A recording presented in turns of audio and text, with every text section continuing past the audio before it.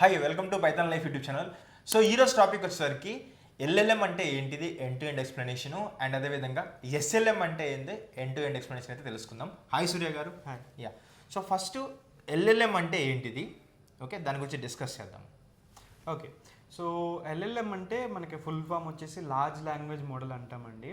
అంటే మనకి ఇంతకుముందు ప్రతి ఒక్క మనిషికి ఒక గోల్ ఉండేది.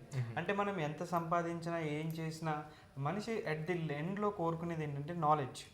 అంటే ఇప్పుడు నా దగ్గర ఒక 10 కోట్లు ఉన్నాయి అనుకోండి, నాకు ఒక క్వశ్చన్ వచ్చింది, దానికి ఆన్సర్ తెలియదు అనుకోండి, ఈ 10 కోట్లు నేను ఏం చేయలేను. అవును, రైట్. నాకు 10 కోట్లు 100 కోట్లు ఉన్న వేస్ట్. ఓకే, సో అలాగే మనకి ఎప్పటి నుంచో లైక్ మనం ఈవెన్ మాట్లాడుకుంటే ఆది మానవుల స్టేజ్లోంచి కూడా తీసుకుంటే అప్పటి నుంచి మనకి ఏదైనా ఇన్ఫర్మేషన్ కావాలంటే ఎప్పుడు ఏదో స్ట్రగుల్ అవ్వాలి.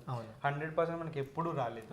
కానీ ఎప్పుడైతే ఈ ఎల్ఎల్ఎం అనేది వచ్చిందో ఇది ఏం చేసిందంటే మనకి ఇన్ఫర్మేషన్ అనేది ఆన్ ది స్పాట్ మన ముందు పెడుతుంది. ఓకే, అంటే వీఆర్ ఇన్ గోల్డెన్ ఏజ్ అనమాట. మనకి ఇది చాలా మంది గమనించరు, కానీ ఈవెన్ మన చిన్నప్పుడే చూసుకుంటే ఏదన్నా కావాలి అని అంటే 10 చోట్లకి వెళ్ళి 20 బుక్కులు చదివి దాంట్లో ఈవెన్ నేను కోడింగ్ చేసేటప్పుడు కూడా మళ్ళీ కొన్నిసార్లు నాకు కోడింగ్లో ఆన్సర్ రాకపోతే ఏ రెడిట్లోనో స్టాక్ ఓవర్ ఫ్లోలోనో కోడ్ కాపీ పేస్ట్ చేసి అరే బాబు ఎవడన్నా ఆన్సర్ చేయండి రాని ఏదో ఇప్పుడు అందరు ఇన్ఫ్లుయెన్సర్లు ఎన్ని లైక్లు వచ్చినాయి చెక్ చేసుకుంటున్నారో అట్లా ఎవడన్నా చూసాడని చెక్ చేసుకోవాల్సి వచ్చేది.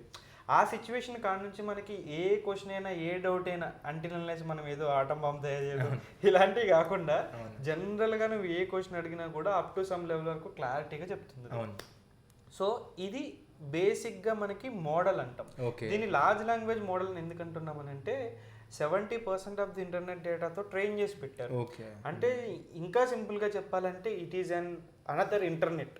సింపుల్గా చాట్ జీపీటీయే కాదు, ఇప్పుడున్న మోడల్స్ అన్ని కూడా they are becoming another internet అనమాట. అందులో ప్రతిదీ ఇంక్లూడ్ చేసి పెట్టుకుంటున్నాం. సో అందుకనే దీన్ని లార్జ్ లాంగ్వేజ్ మోడల్ అంటున్నాం. అంటే మనకి విడివిడిగా ఉన్న కాన్సెప్ట్స్ అన్ని కలిపి ఒక చోటకి తెచ్చి దాని అన్నింటికీ ఆన్సర్ ఇస్తున్నాం. మార్కెట్లో ఎల్ఎల్ఎంస్ ఏమున్నాయి, సో దానిలో మీరు ఏం రికమెండ్ చేస్తారు? ఫ్రీ ఏమున్నాయి అండ్ ఆ విధంగా పేడ్ ఏమున్నాయి? సో ఏది ఫ్రెషర్స్కి అయితే యూస్ఫుల్ అయితే చెప్తారా? ఎల్ఎల్ఎంస్ అనేవి చాలా ఉన్నాయండి, కానీ బాగా పాపులర్ అయితే మాత్రం GPT models. Okay, chat GPT వెనకాల వాడి GPT-5 ఇవి, అది paid version. And second one వచ్చేసి జెమినీ వాడిది కూడా బాగానే ఉంది. ఓకే, అండ్ క్లాడ్, సోనెట్ అని.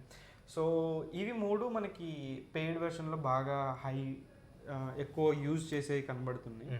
అండ్ ఓపెన్ సోర్స్లోకి వెళ్తే చాలా మంచివి ఉన్నాయండి. ఓపెన్ సోర్స్ లైక్ లామా ఒకటి ఉంది, డీప్ సీక్ ఒకటి ఉంది, మిస్ట్రల్ అని ఒకటి ఉంటుంది, గెమ్మా అని ఒకటి ఉంటుంది. సో ఇవన్నీ కూడా లైక్ వెల్ పర్ఫార్మెన్స్. కానీ మనకి పెయిడ్ వెర్షన్ అంత వండర్ఫుల్గా అవుట్పుట్ రాకపోవచ్చు, కానీ అప్ టు సమ్ లెవెల్ వరకు చాలా బాగా అవుట్పుట్ అనేవి ఇస్తాయి. ఓకే, సరే, ఎల్ఎల్ఎం అర్థమైంది.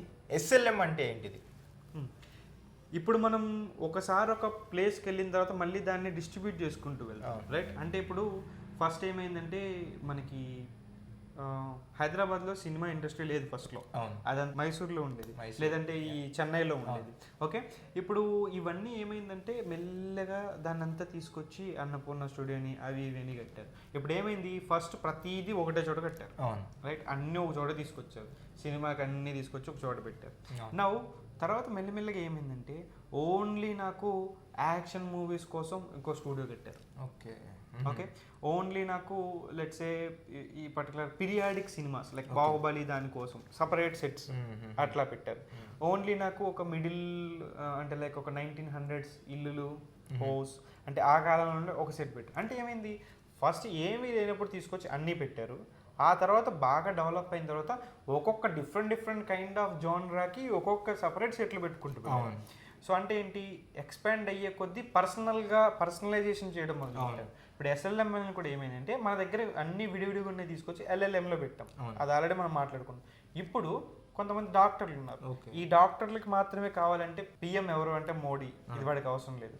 పానీపూరి బాగుంటుందా బాగోదా హైదరాబాద్లో అంటే ఇది వాడికి అవసరం లేదు. బిర్యానీ తినాలి ఇవన్నీ అవసరం లేదు. వాడికి కావాల్సిందల్లా ఏంటంటే education department plus medical department అవును. ఈ రెండిటికి సంబంధించిందే కావాలి. అవును. ఇప్పుడు ఎస్ఎల్ఎం అంటే ఏంటి అంటే ఇవి కూడా ఎల్ఎల్ఎం లాంటివి, కానీ ఏ సోది పడితే ఆ సోది అంతా కాకుండా ఓన్లీ మనకి ఏదైతే స్పెసిఫిక్గా ఒక డిపార్ట్మెంట్ ఒక కేటగిరీనో ఒక జానరా తీసుకుంటున్నామో దానికి సంబంధించిన డేటాని మాత్రమే, బట్ ఆ డేటా ఫుల్లీ ఉంటుంది.